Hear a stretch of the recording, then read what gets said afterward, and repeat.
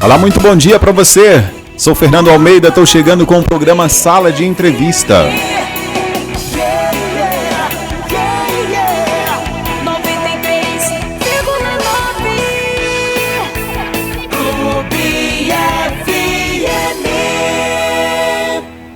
Começa agora o programa Sala de Entrevista. Sala de Entrevista. Apresentação Fernando Almeida. Ótima segunda! Vai começar o programa Sala de Entrevista. Antes eu quero agradecer imensamente a enorme audiência do nosso programa. Você que está ouvindo a Clube nesse momento no seu carro pelas ruas da cidade, você que ouve em casa, muita gente ouve a gente no trabalho, você que ouve nos 11 municípios que fazem parte do nosso raio de cobertura, também no Brasil e no mundo, pelo site clube93fm.com.br e pelo aplicativo Clube. Muitíssimo obrigado pela sua companhia. Hoje eu tenho o prazer de receber aqui nos estúdios da Clube o cardiologista Dr. André Luiz. Doutor André, seja muito bem-vindo ao nosso programa.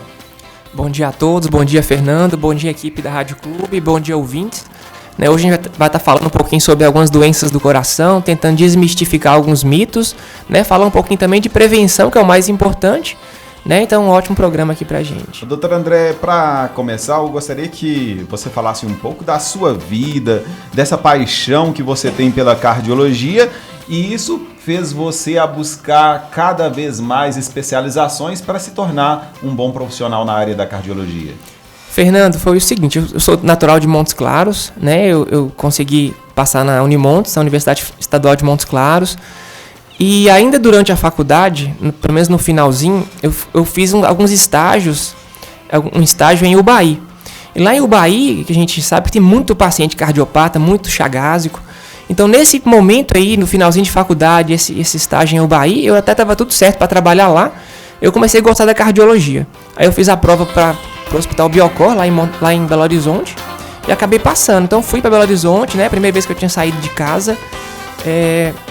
Fiz cardiologia, me especializei em cardiologia, fiz ecocardiografia lá também.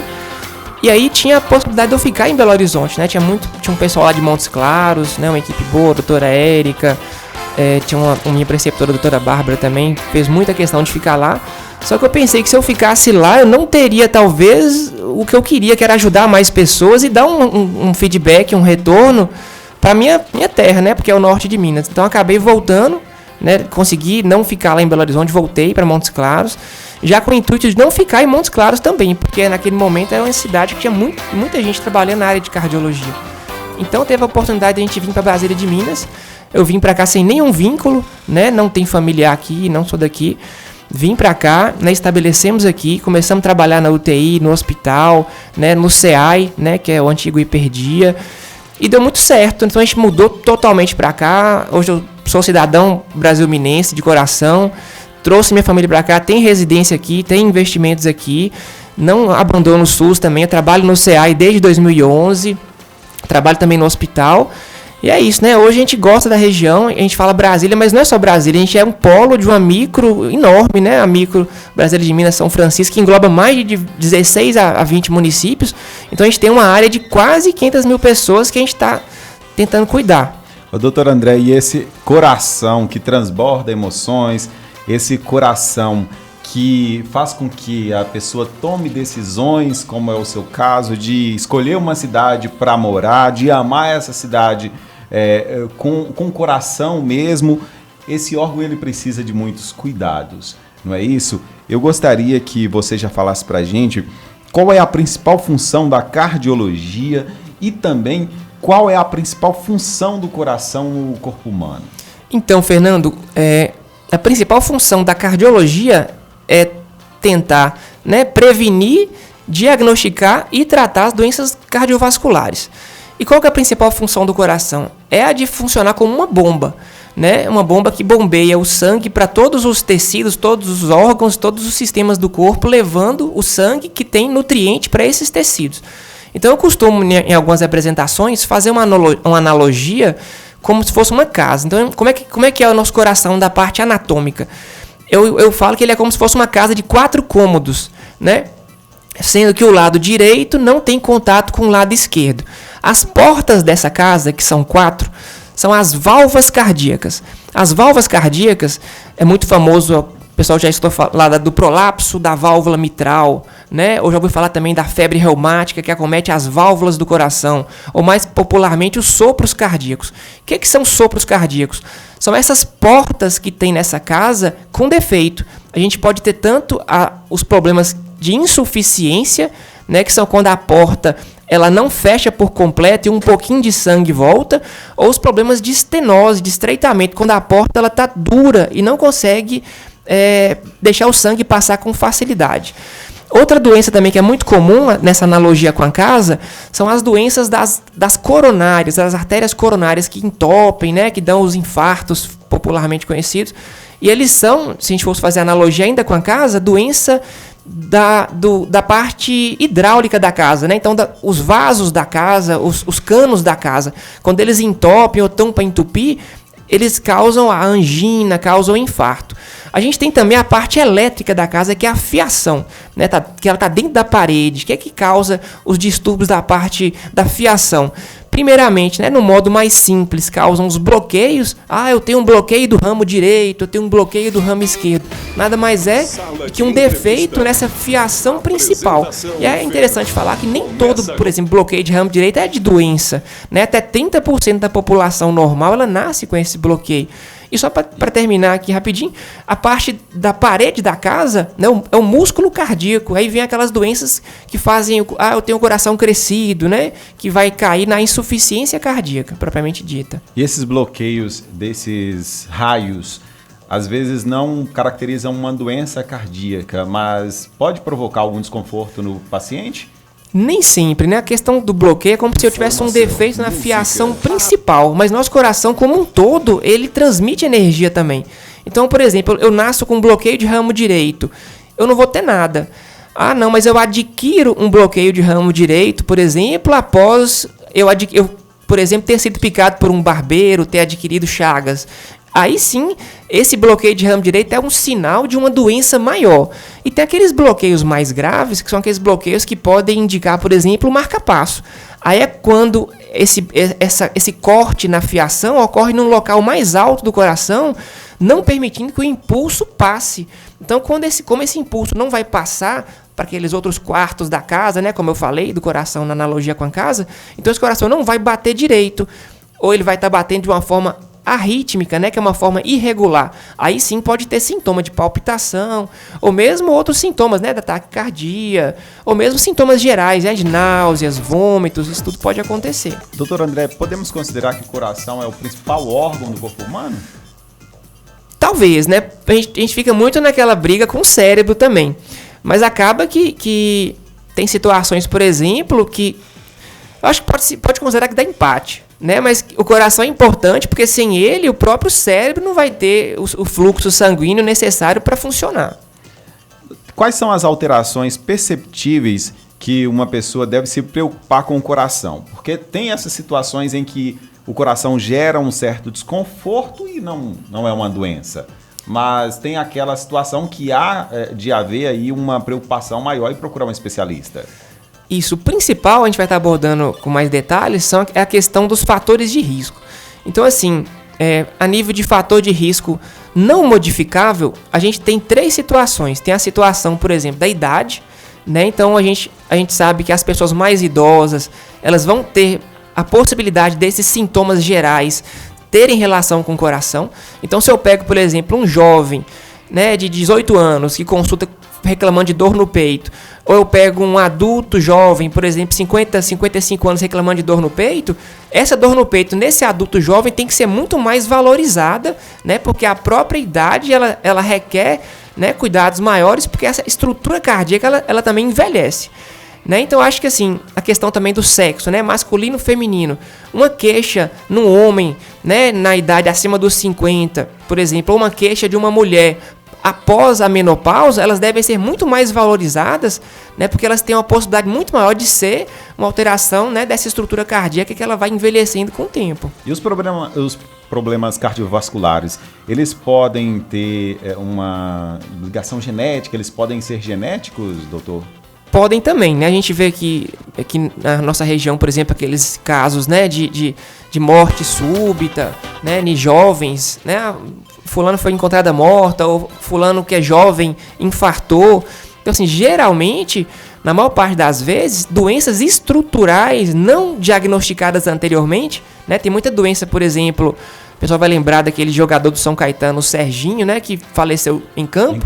Né? Então, assim, você vê, o cara era jogador de futebol, toda uma equipe médica por trás, e tinha uma doença que era miocardiopatia hipertrófica, que é uma doença que a gente diagnostica facilmente com ecocardiograma, e passou batido, e ele faleceu de uma morte súbita por uma arritmia que veio dessa miocardiopatia hipertrófica.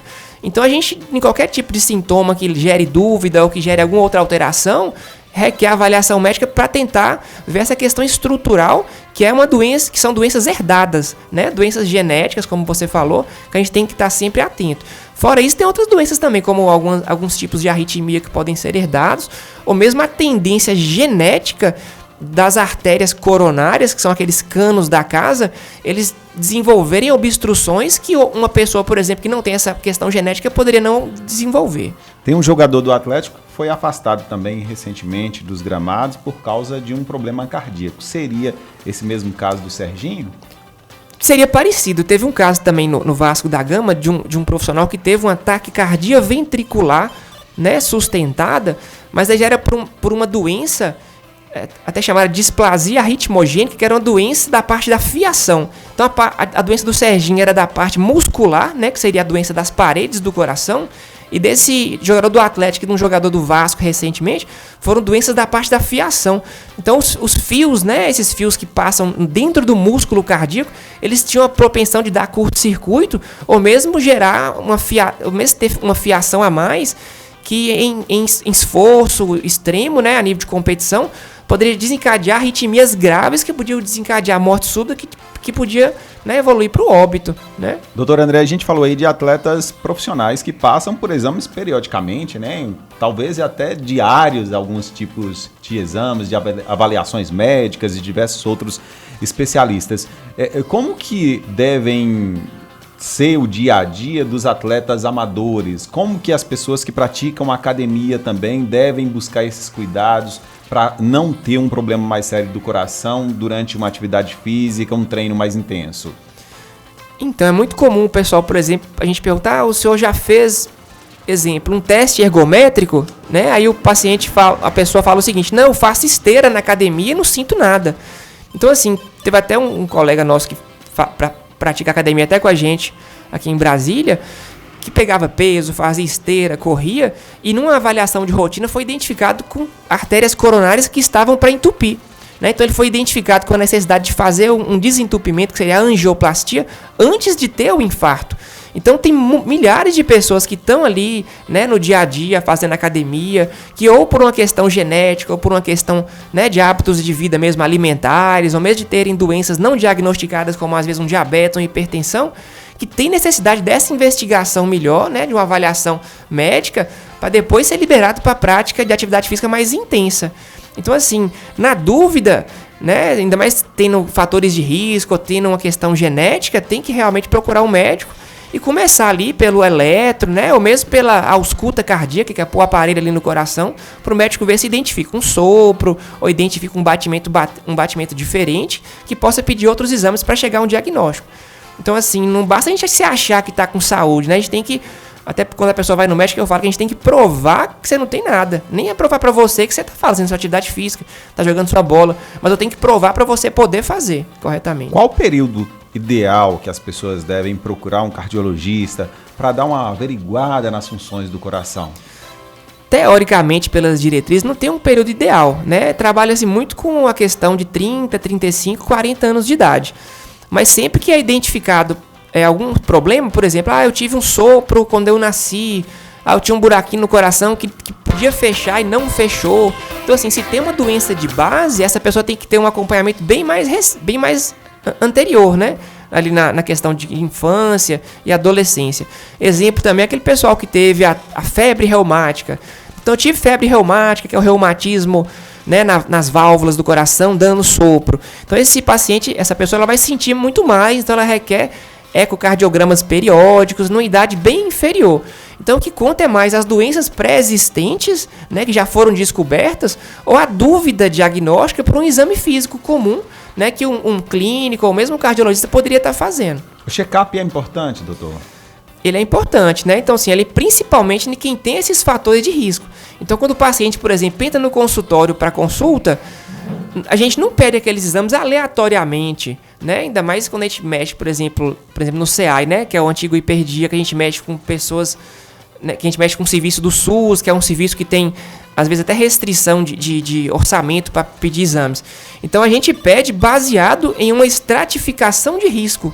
Então, esse paciente é colocado numa tabela, né, que leva em conta, né, a mais famosa que chama time risco, mas tem outras também, como a classificação de Framingham, que leva em conta idade, valor de colesterol ruim, valor de colesterol bom, presença ou não de hipertensão, né, que é a pressão alta, de diabetes, de tabagismo, e se essas doenças são ou não tratadas. E dentro dessa classificação, que vai dar um valor numérico, a gente estratifica o risco cardiovascular em 5 a 10 anos, que seria o risco de adoecer ou de morrer, né, de uma doença cardiovascular nos próximos 5 a 10 anos. Então, baseado nesse risco, a gente divide as pessoas em leve, moderado, alto e hoje muito alto risco. E aí, dependendo dessa classificação, que a gente vai pedir um exame a mais, um exame a menos, ou vai ter um tempo maior ou menor para tratar uma doença diagnosticada. Quem tem uma classificação leve pode tocar a vida normalmente, fazer todas as atividades físicas e não ter muita preocupação até surgir, de repente, um sintoma que possa gerar uma preocupação maior?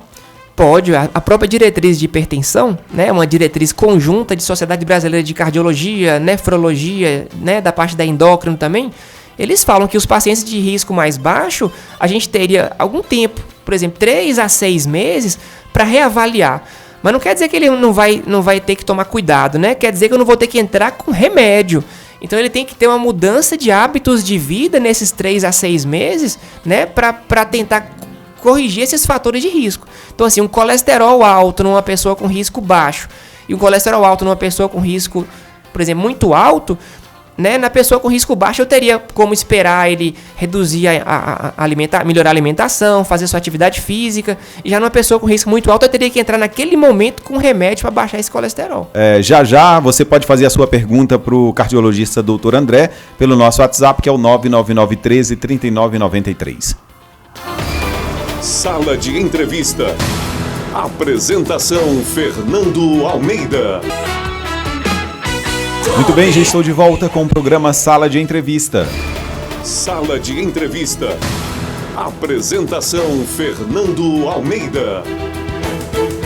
O nosso entrevistado de hoje é o doutor André Luiz, cardiologista, está aqui batendo um papo com a gente, uma entrevista muito interessante, muito esclarecedora. Diversos ouvintes estão fazendo perguntas. Você também pode mandar a sua pelo nosso WhatsApp, que é o 99913-3993. Doutor André, quais são os problemas reclamados pela população que às vezes não são, na verdade, problemas de saúde? Dores, enfim, alguns incômodos que as pessoas reclamam, principalmente os mais jovens, e que começam a ter uma certa preocupação com o coração e de repente não é nada de nenhum problema cardíaco. Então, Fernando, temos alguns sintomas, por exemplo, as palpitações, né, que é aquela sensação de batedeira no peito, ataque cardíaco, que é o aceleramento, alguns desmaios que são relatados, própria dor no peito. Às vezes a pessoa relata que a própria dor no peito ela tem a irradiação para o braço, né, para a mandíbula, igual a dor do peito, a dor típica do infarto mesmo, né? Alguns sintomas de ansiedade, falta de ar, cansaço, que eles todos são relatados por diversos pacientes. Então, assim, a hora que a pessoa entra no consultório, a gente, desde a entrada, a gente já está avaliando, né, a questão do jeito que ele está entrando, do apoio familiar, no caso do acompanhante, do autocuidado, né, e de qualquer maneira vai entrar naquela questão da estratificação. Então, primeiramente, ela vai ser estratificada. Se tiver indicação de um exame complementar, ele vai ser passado, né, ou um teste de esteira, ou mesmo um eletrocardiograma para começar a avaliação. E vão ser abordados sintomas gerais, né? Eu lembro que eu sempre pergunto, mas e aí, como é que tá a sua vida? Tá triste? Né? Tá brigando com o marido? Tem choro do nada? Você chora sem motivo? ou tem crises de ansiedade, a vida está sem sentido. Às vezes eu pergunto também, e se eu te desse uma passagem para praia amanhã, a senhora ia para praia? Não vou não, estou desanimado. Então esse tipo de pergunta, né, vai enquadrar para um dos diagnósticos mais frequentes e um dos transtornos mais frequentes, que são os transtornos de ansiedade. Existem vários, né? A gente vê que, eu não sou especialista na área, mas como a gente lida muito com isso, a gente tem que estar tratando, tem que estar sabendo os remédios que não interferem em outras doenças.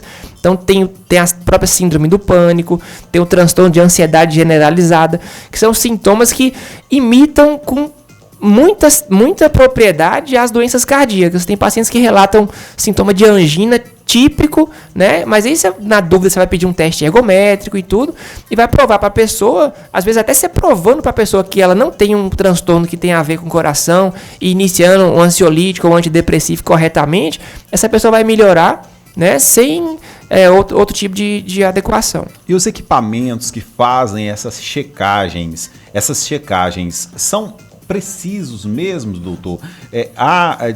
Vocês conseguem determinar que uma pessoa, mesmo com sintomas, mesmo reclamando de algum problema no coração, de acordo com ela, não tem nenhum problema cardíaco?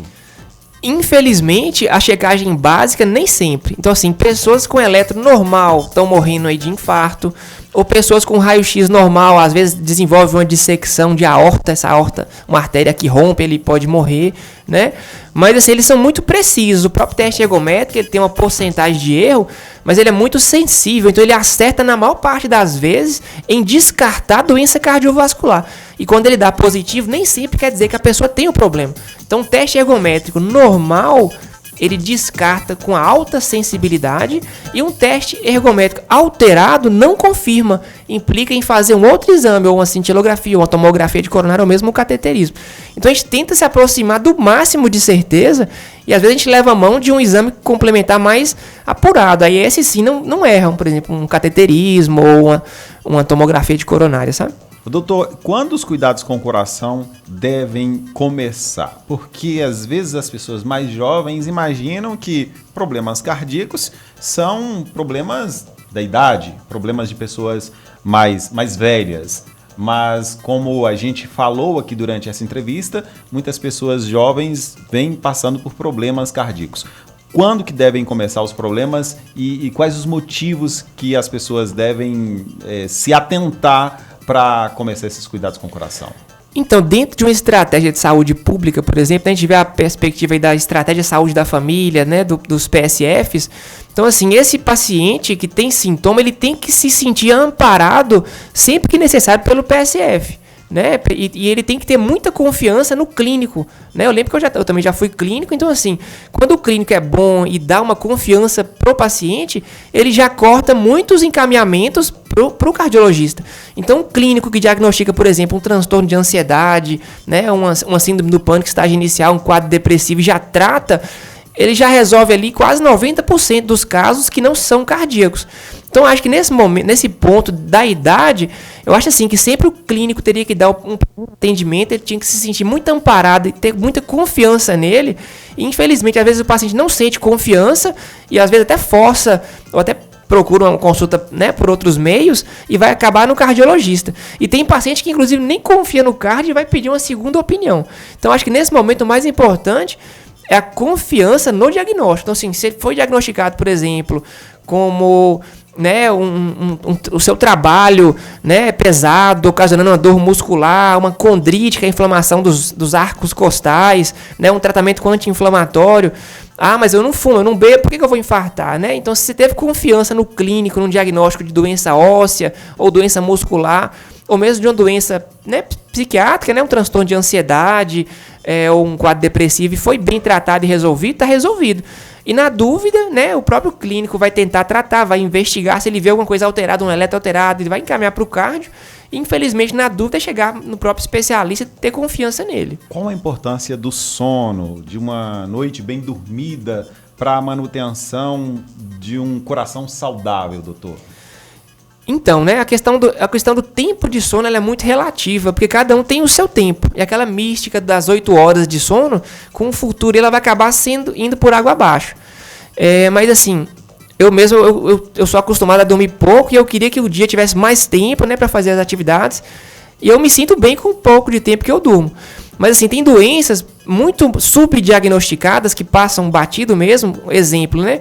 Que é a síndrome da apneia ou hipopneia do sono, que é a apneia do sono, popularmente dita, que é aquela pessoa, né, às vezes tem um pescoço curto, a pessoa mais obesa, né, que acorda cansada, que fala que o sono foi ruim, não teve um sono relaxante, né, fica indisposta ao longo do dia, fica sonolenta ao longo do dia, tem a tendência de comer mais. Então a própria apneia do sono é uma doença subdiagnosticada que dá obesidade, atrapalha o diabetes, dá arritmias à noite, piora a hipertensão. Então o sono de qualidade ele é muito importante. Então assim, o ronco noturno ele fala a favor da pessoa ter uma apneia. Então sempre que vocês observarem que tem esses sintomas, né, um sono ruim, acordo mal, eu não chego naquele sono reparador, aquele sono que você vai sonhar, que vai descansar, né, e acordo às vezes pior do que eu deitei, tem que estar procurando um profissional para ver a questão da apneia do sono, que é uma doença que tem que ser tratada. Vamos agora para as perguntas dos ouvintes. Muitas perguntas chegaram aqui. A gente vai fazer agora para o doutor André. Bom dia, Clube FM. Aqui é Matheus. Queria saber com o doutor André. Sinto muita dor em cima do peito. Sensação de aperto. Meu braço fica pesado e minhas costas doem muito. Queria saber como posso me prevenir de um possível ataque cardíaco. Então, Matheus, no que você procura um médico, ele vai te enquadrar na estratificação de risco. Então, ele vai avaliar a sua idade, vamos supor que você seja jovem, né? Vai pegar o básico de exames, vai avaliar, por exemplo, seu colesterol total e o colesterol bom, que é o HDL, né? Vai jogando pontos nisso aí. Ah, você é hipertenso, você tem diabetes, que você fuma, vamos supor que você não tenha nada disso. Então, você vai ser um paciente de baixo risco, então a gente vai ter que, né, vai avaliar, é lógico, sua história familiar.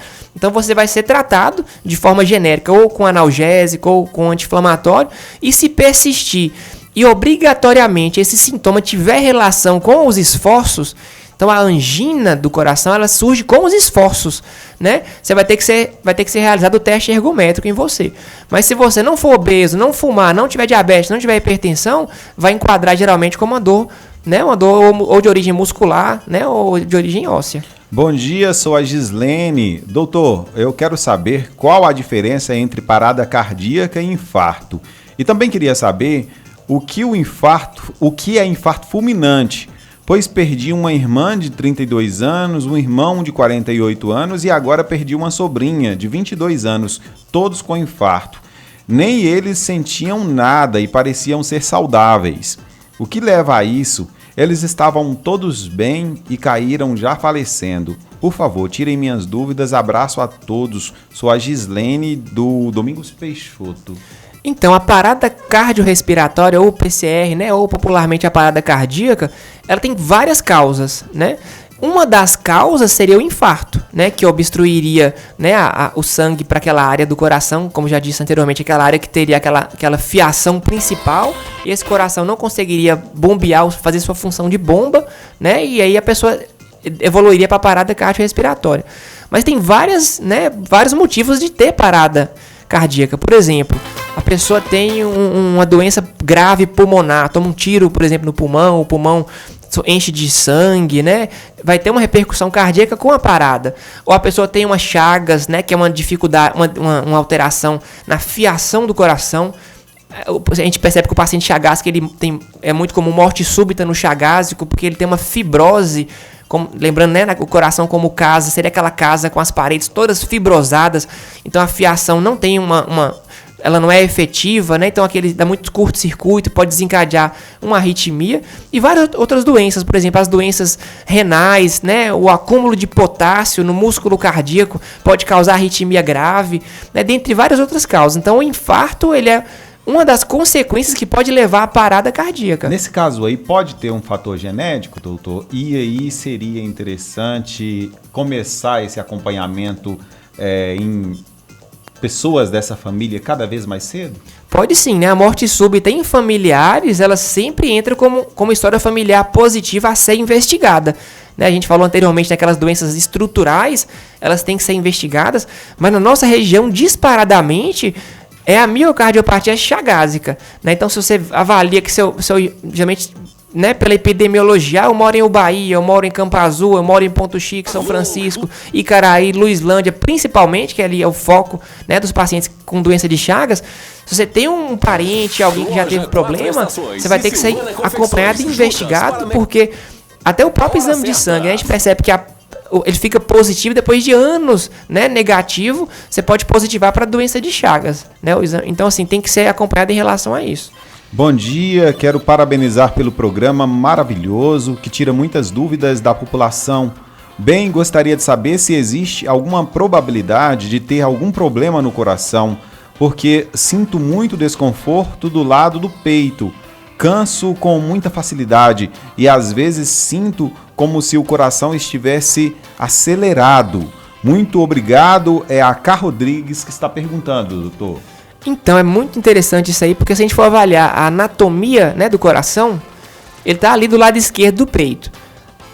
Embaixo dele tem um músculo que chama diafragma, tem o estômago, o intestino grosso, na frente dele tem o pulmão, atrás dele tem as costelas e logo do lado tem a coluna e um monte de músculo, né, e a própria fiação. Então, o coração, às vezes, ele leva a culpa de um monte de coisa, né, menos importante. Por exemplo, uma dor na costela pode referir como dor cardíaca. O popular eu tô com gases, né? Isso é gases. Mas tem um fundo, né, de explicação, porque o próprio intestino grosso, ou mesmo o estômago, ele pode acumular gases e dar aquela dor empontada, aguda, né, principalmente relacionada com a alimentação. Tem a questão muscular, né? Eu peguei peso, descarreguei um caminhão, ou eu mexi na lavoura ali, eu lavei a casa e agora estou com dor no peito. E é importante que na própria parte anatômica, a própria fiação do coração, ela é comum ao estômago e ao intestino. Então, às vezes, até o contrário é certo. Às vezes você está com dor no estômago e se você tem muito fator de risco, você pode até estar infartando, né? Porque a fiação ela é incomum e eles são muito próximos. Bom dia, doutor André. Me esclareça uma dúvida. Quais os riscos que uma pessoa pode ter quando ela tem pressão alta e ansiedade e as mãos e os pés frios? Essa pessoa não se identificou. Então, a ansiedade, ela vai causar vasoconstrição. Então, quando você está ansioso, né, automaticamente você vai aumentar, né, o suor, né, nas extremidades e eles vão ficar frios e um pouco azulados. Então, isso aí já é uma resposta do nosso organismo ao estresse, né? É um estresse que pode ser por um cachorro bravo que quer te pegar, ou por causa de um transtorno de ansiedade que você está desenvolvendo, uma síndrome do pânico que você está desenvolvendo. Então, o mais importante, como eu volto a falar, é você ser estratificada, né? Se seu risco é leve, moderado, alto, identificar seus fatores de risco e estar agindo nos fatores de risco. Nem sempre essa dor pode ser do coração, mas se você tem um alto risco, ela pode ser do coração, sim. Oi, Fernando, bom dia. Aqui é a Aline. Gostaria de tirar uma dúvida minha. Minha mãe tem problema de Chagas e esses dias ela estava com os batimentos do coração lentos. Gostaria de saber o que leva a isso. A pergunta aí da Aline, doutor. Então, a Chagas no coração, ela pode acometer o coração de duas maneiras. Eu falo assim, todo mundo, vamos dar um exemplo. Vamos pegar aqui 10 pessoas que têm Chagas, que eu faço o exame de sangue das Chagas.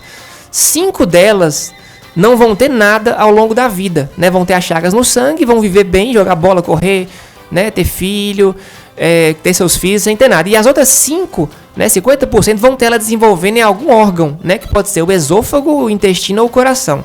Daqueles que vai atacar o coração, eu ainda posso dividir em 2 grupos, né? Num grupo que vai estar atacando apenas a fiação do coração, dando arritmias, né, dando curtos-circuitos e bloqueios, e evoluindo inclusive para marca-passo, né, que a gente acompanha, por exemplo, com o Holter, que seria o caso desse caso que foi relatado pela ouvinte. Então, esse caso teria que ser feito o Holter para identificar se ela enquadra, né, nesse quadro de alteração de arritmia, de alteração de fiação. E o outro é aquele caso que ataca o músculo cardíaco, as paredes da casa, né? E o coração vai crescer, ficar fraco, a pessoa vai ter vários outros sintomas, cansaço, né? Empanzinamento, às vezes chieira, edema as pernas inchar, né? O testículo inchar, a veia do pescoço estufar, né? Que seria, e tem gente que ainda dá o azar de ter as duas formas, tanto a forma que dá arritmia, como a forma que faz o coração crescer. Aí tem que ter um cuidado um pouco maior. Gostaria de fazer uma pergunta para o doutor André. Fiz um eletro, acusou bloqueio divisional anterosuperior do ramo esquerdo e alterações inespecíficas da repolarização, as questões técnicas aí, né? Ventricular. Tenho 33 anos, fiz o ecodoppler. Não deu nada. Sinto dores no peito esquerdo quando fico nervosa. O senhor acha que pode ser por causa das alterações ou dores musculares mesmo, doutor? Então, na nossa região, quando você faz um eletro, identifica a associação de bloqueio de ramo direito com bloqueio divisional anterosuperior esquerdo, que é isso que a ouvinte falou, essa associação, ela não é patognomônica de Chagas, mas ela indica que a pessoa possa ter. Então, obrigatoriamente, vai ter que ser feita a sorologia para a doença de Chagas nela, até porque se tiver irmãos ou familiares que tinham Chagas. Mas esse pedacinho de bloqueio que ela citou isoladamente, ele é muito comum em pessoas normais. É como se um dos pedaços principais do fio do ramo esquerdo tivesse cortado.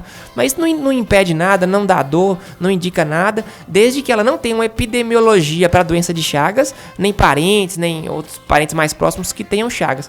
E só de falar o ecocardiograma normal, já fala que ela não tem doença das paredes da casa dela, né, do músculo cardíaco dela. Então acho que ela pode ficar tranquila, desde que ela não tenha, né, esse histórico aí de Chagas nos parentes mais próximos. Bom dia, Fernando. Bom dia ao doutor André e a todos os ouvintes da Clube. Já tive o prazer de estar com o doutor André em algumas oportunidades, tanto em Ubaí quanto no HPS Senhora Santana. Profissional que dispensa comentários, tanto pelo conhecimento acadêmico quanto no trato sempre cortês e gentil com os pacientes e demais funcionários.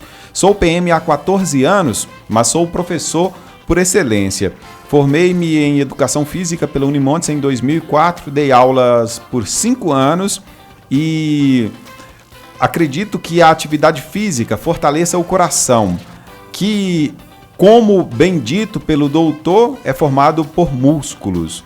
O miocárdio, otimizando o bom funcionamento da bomba cardíaca e prevenindo cardiopatias. Gostaria de saber dele qual a sua visão como profissional acerca da atividade física, se ele faz indicação desta a seus pacientes e se ele pratica atividade física, sendo ele sabedor de seus inúmeros benefícios. Saúde e sorte, fiquem com Deus. É o Cristiano Dil que está fazendo a pergunta, doutor André. Cristiano, é o seguinte, quando a gente veio pra cá, né, no início de 2011, a gente nos deparou com a cultura, né, da cardiopatia, né, de aposentar, né, de evitar fazer exercícios. E nesse tempo aí, por quase 10 anos, a gente viu uma evolução da questão de indicação de exercício físico para um monte de doença, inclusive estágios mais avançados de cardiopatia se beneficiavam de exercício físico. Eu lembro, até lá no Biocol, por exemplo, tinha uma academia que a gente fazia, inclusive, e via pacientes com oxigênio, catéter no nariz e andando na esteira, né, pelo benefício que o exercício causava a nível de vasodilatação, né, de melhorar a tonicidade dos vasos, de melhorar a circulação, né, e liberar hormônios, né, que são necessários para funcionamento cardíaco adequado. Então, assim, as diretrizes foram evoluindo, mas hoje a gente tem a indicação obrigatória, né, que a gente passa diariamente para todo mundo, para todos os pacientes, da realização de pelo menos 150 minutos semanais. Mas o ideal mesmo de atividade física, que no caso são duas, né? Tem a aeróbica, né? Que é aquela que você vai estar fazendo uma bicicleta, uma caminhada, uma natação, uma corridinha. Teria que ser de 30 a 60 minutos, de 3 a 5 vezes por semana. Então o ideal é a gente começar para chegar logo em 1 hora por dia, de segunda a sexta, né? E hoje a gente vê aí também, isso aqui da parte aeróbica, né? Que é andar, correr, nadar, esteira. E a gente vê a questão desse boom aí de academias de saúde ao ar livre. Não é por acaso. Então essas academias, elas são para estimular a atividade física isomérica, isotônica, que é aquela atividade física de fortalecimento muscular. Então você também tem indicação hoje, né, para todas as idades, para pessoa idosa, de fazer o fortalecimento muscular, não para o coração, mas para melhorar, por exemplo, a questão óssea, a questão de reforço ligamentar, evitar quedas, fortalecimento de músculos. Então, assim, tem que ser um complemento. A gente tem que fazer atividade aeróbica, que é a caminhada, a corrida, né? E fazer atividade de peso também, ou nas academias de saúde, ou em academias, pilates, né? Que a gente tem que fazer. Muito interessante a entrevista com o Dr. André. Queria saber quais os cuidados devemos ter para prevenir os problemas e viver com saúde. É o Haroldo Jorge que está perguntando. A atividade física já está aí. Já está incluído, né? Está incluído, né, doutor? Isso. Então, assim, a atividade física, a gente já falou, a gente falou da questão de a gente tem que ter um peso adequado, né? E essa questão do peso adequado entra na questão alimentar. Então, a gente tem que ter uma alimentação adequada para manter esse peso, para possibilitar a gente fazer atividade física. A questão de tratar as doenças que a gente tem que ter um diabetes, uma pressão alta, um colesterol, todos tratados. E é isso, eu vou falar posteriormente, mas tem que ter também a questão psicológica adequada, a gente não pode estar ansioso, a gente tem que ter, né, uma parte emocional controlada. O lazer também entra, doutor, nesses cuidados para viver bem, para o coração funcionar bem? Entra, como a gente falou, né, que a questão dos transtornos de ansiedade, eles estão muito ligados à questão, né, de sintomas cardiovasculares como angina, dor no peito, né, palpitações, taquicardia. A gente vê que a atividade física, ela libera um hormônio, neurotransmissor, que chama endorfina, que é conhecido como hormônio do prazer. Então, quando eu faço atividade física, quando eu não estou estressado, né, faço atividades de lazer, eu estou liberando endorfina ali e estou ajudando a controlar meus níveis de estresse, meus transtornos de ansiedade e automaticamente melhorando meus sintomas cardiovasculares. Bom dia, Fernando. Não vou fazer perguntas. Quero agradecer a Deus primeiramente e ao Dr. André por ter me salvado de um infarto. Hoje eu estou bem. Ele é um excelente cardiologista. É a Maria da Avenida Bias Fortes que está mandando aí os agradecimentos para você, Dr. André. Um abraço aí para Dona Maria, né? E só lembrando que assim, a gente tem uma luta constante, né? Então assim, como já falou aí da questão do infarto, ela vai ter um alto risco e requer mudança de hábito, né? Usar a medicação corretamente, agir ali na dieta, na atividade física. Então vai ser uma luta eterna aí, né? Para ela ficar bem, com saúde e viver bastante. Olá, bom dia a todos, em especial o entrevistado do Sala de Entrevista de hoje, o Dr. André. Gostaria de cumprimentá-lo e parabenizá-lo pela profissão, carreira e pelos trabalhos realizados em nossa cidade. Bem, vi uma reportagem ano passado sobre espiritualidade e medicina cardiovascular no Congresso Brasileiro de Cardiologia, onde participaram médicos, religiosos, ateus, agnósticos, etc. Diante disso, gostaria de saber do doutor sua opinião sobre o assunto e se ele recomendaria uma dose diária de espiritualidade. Vejo muitos especialistas em diferentes meios de comunicação dando alerta sobre o sedentarismo e a má alimentação. O que o doutor acha que ainda falta para as pessoas terem mais cuidados com a própria saúde? E qual a importância da atividade física na prevenção dos problemas cardíacos? Muito obrigado pelo espaço, parabéns pelo programa, boa semana a todos. É o Japa que está perguntando sobre atividade física, o doutor já falou bastante. Vamos começar aqui pela primeira pergunta dele, doutor, que é a questão da religiosidade, da espiritualidade no tratamento de uma pessoa que tem problema do coração. Então, em novembro do ano passado, né, logo após o Congresso de Cardiologia, foi lançada uma diretriz que fala da abordagem da religiosidade e espiritualidade dentro da consulta. Essa diretriz ela vem nos forçar e vem sedimentar também um hábito que a gente já tinha, né, que a gente percebe que como as doenças cardíacas são muito graves, né, a gente vê que nem sempre a expectativa de vida, né, vai ser muito prolongada. Então a gente tem que abordar a questão de Deus, a questão, né, da fé no próprio tratamento. E essa diretriz e esses estudos vieram só reforçar um hábito que todo cardiologista tem que ter, que é abordar, forçar e entregar o próprio tratamento nas mãos de Deus. Né? Eu sou católico, respeito todas as religiões, a gente tenta no momento da consulta ali, né, da mesma forma que a gente aborda a questão do peso, né, a questão da atividade física, a questão da tristeza, né, da vontade, da falta de vontade de realizar atividades, a gente está ali falando também e pegando na questão da fé, né, que se a gente tem fé, às vezes um remédio ele vai ter um efeito muito maior e muito melhor do que a pessoa que não acredita, né, no tratamento, no médico ou no próprio remédio. O Japa ele pergunta também sobre a questão de um alerta que os especialistas vêm dando sempre nos meios de comunicação sobre o sedentarismo e a má alimentação. O que o doutor acha que ainda falta para as pessoas terem mais cuidado com a própria saúde? Então, sobre né, a alimentação é uma polêmica atual, né, das questões que envolvem, por exemplo, gordura, né, a questão de carboidratos.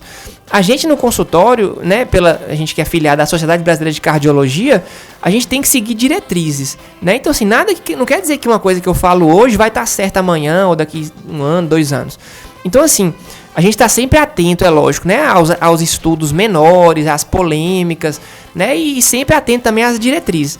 Então, por exemplo, em 2017, teve um estudo que chama PURI, né, que foi um estudo que falou, por exemplo, em relação às dietas low carb, né? Então, ele veio falar, né, que quem usava dieta low carb vivia mais, né? Então, assim, ficou essa informação, né, que a gente vamos para a prática. Então, o que é dieta low carb? Low, né, baixo em carboidrato. Então, esse estudo provou que as dietas com baixo carboidrato fazem as pessoas viverem mais. Mas aí teve um sensacionalismo falando que ao mesmo tempo que ela era baixa em carboidrato, ela era rica em gorduras. E não foi isso que foi provado, né? Então, assim, até então, a gente tem que ter... O carboidrato realmente é o vilão, né? Ao passo que antigamente a gente batia na tecla que era só gordura. Então, assim, pode ser que nos próximos anos isso aí vai ser provado o contrário, né? Realmente existem gorduras boas, né? Principalmente as gorduras das nozes, das castanhas, né? O baru, a castanha de piqui. Tem gordura aí do abacate, tem a gordura do azeite de oliva, dos peixes. Então, assim... Eu acho que no futuro bem próximo vai ter uma inversão disso aí mesmo, mas ainda hoje as gorduras vegetais são indicadas, né? As gorduras boas são indicadas, e a gente vai estar sempre batendo na tecla que o vilão realmente foi provado, né? São os carboidratos, né? E em breve a gente pode talvez até rever essa questão da gordura, mas ainda a gente vai agir nas metas de colesterol ruim, né? Vai estar tratando com a medicação. E qualquer dúvida é só questionar seu médico sobre um vídeo que você viu na internet, um questionário que você viu, um médico polêmico falando disso, que ele vai estar atento para estar te explicando. Bom dia, em primeiro lugar gostaria de agradecer a Fernando pelo belo trabalho e toda a equipe da Rádio Clube. Vocês estão de parabéns. Essa entrevista com o Dr. André é uma bênção em plena segunda-feira. Eu gostaria de saber, meu esposo tem 45 anos e sente uns incômodos no peito de vez em quando. Já procurou um profissional que disse que é na pele. Seria isso mesmo, doutor? A pessoa não se identificou aqui. Então, se a gente for ver pela idade, né, 45 anos, ele ainda tá jovem, né? Mas de qualquer maneira, teria que ver se ele é hipertenso, se ele tem diabetes, se ele tá obeso, né?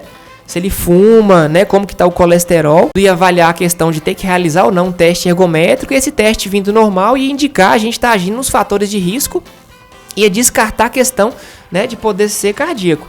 Eu tenho um exemplo muito, até quando eu cheguei aqui, uma senhora, né, de idade já, de problema cardiovascular, me reclamando uma dor no peito, né, e aí, beleza, a gente fez exames de cardíaco, fez o teste de esteira, não deu nada, tudo normal, e a dor continuava. E depois de muito tempo, eu falei, não, vamos tirar a blusa aqui pra gente ver a pele. E tinha lá o tal do herpes zoster, né? Que o pessoal fala cobreiro e tudo.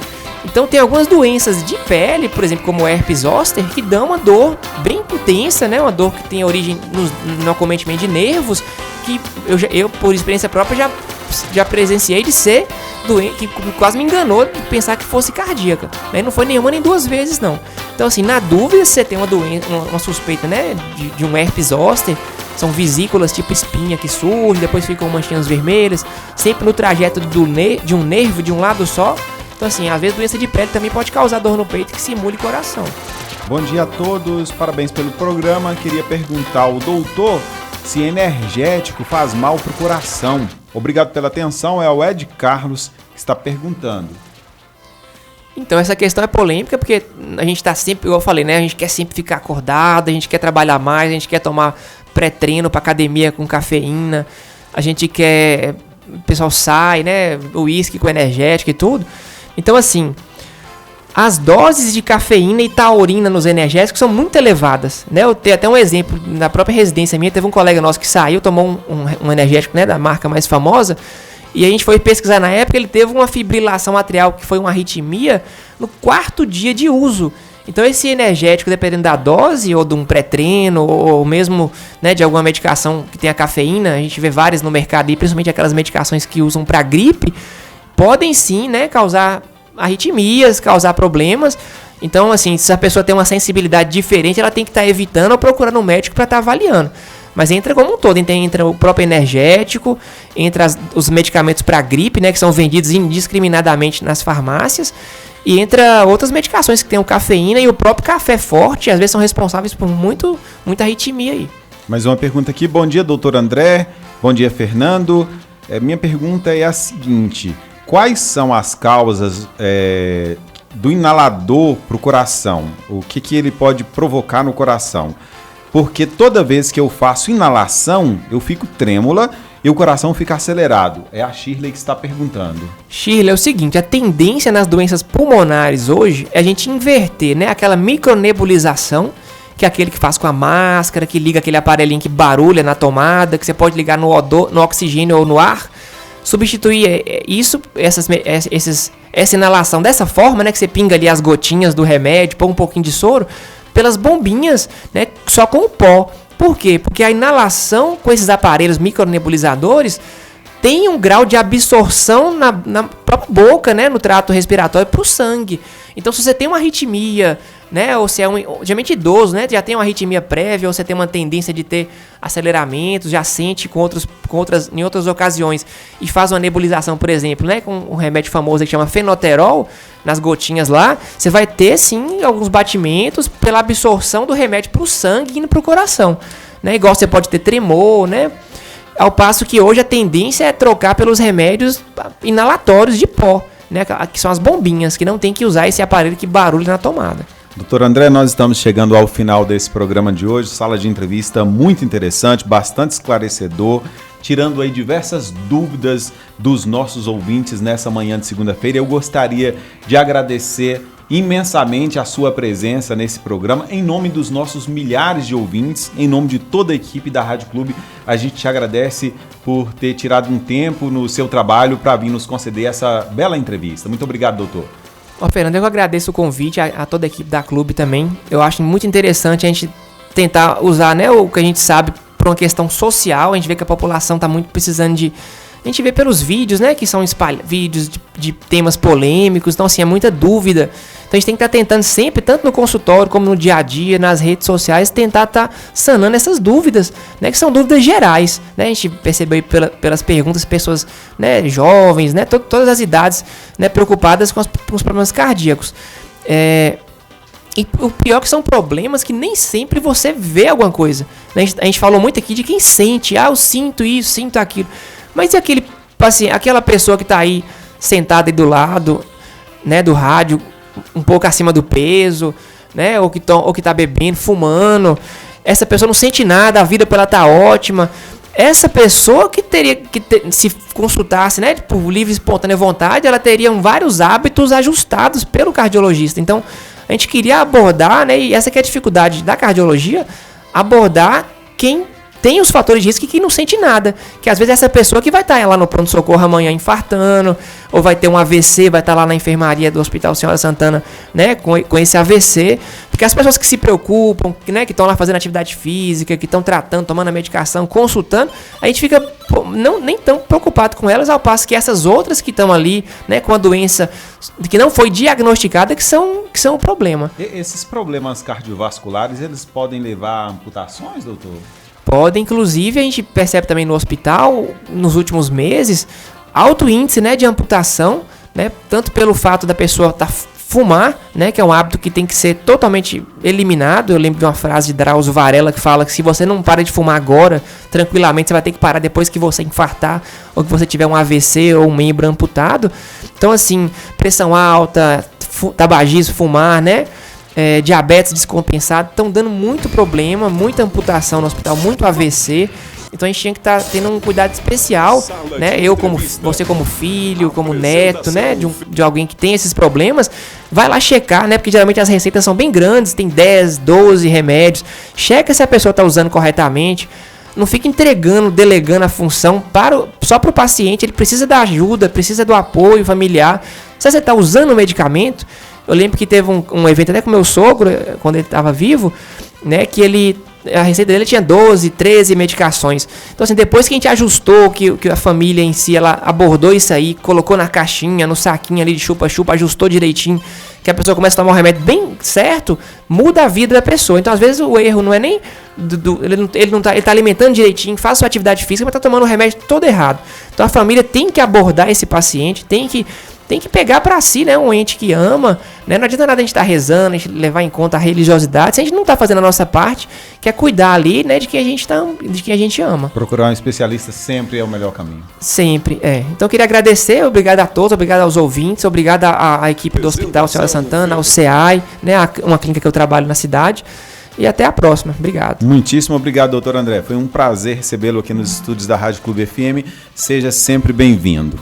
Sala de entrevista fica por aqui. Volta na próxima segunda às 10 horas da manhã. Fiquem todos com Deus. Eu não canso de agradecer a todos vocês pela enorme audiência de sempre. Valeu, tchau, tchau e até lá.